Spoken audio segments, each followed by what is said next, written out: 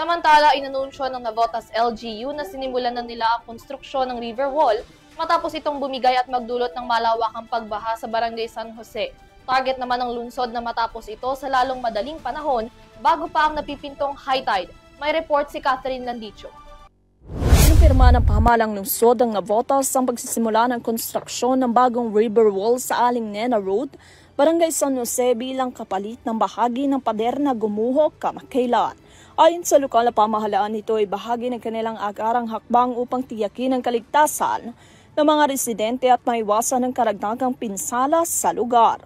Bagamat naantala ang proyekto dahil sa epekto ng high tide at malakas na pag-ulan, tiniyak ng contractor na ginagawa nila ang lahat upang mapabilis ang pagkumpleto ng river wall.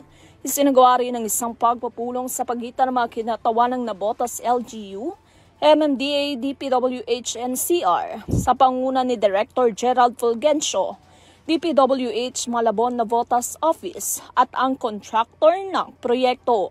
Dumalo rin ang City Administrator, City Engineering Office, City Social Welfare and Development Office, City Disaster Risk Reduction and Management Office at ang mga kapitan ng Barangay San Jose, Tanza 1 at Tanza 2 na pinakaapektadong barangay.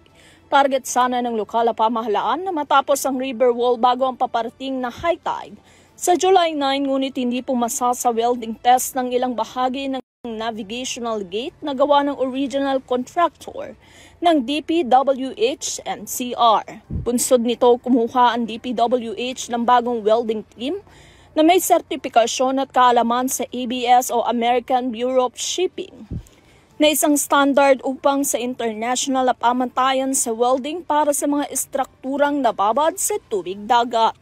Ayon sa bagong team, tinatayang 2 linggo ang kailangan upang matapos ang trabaho.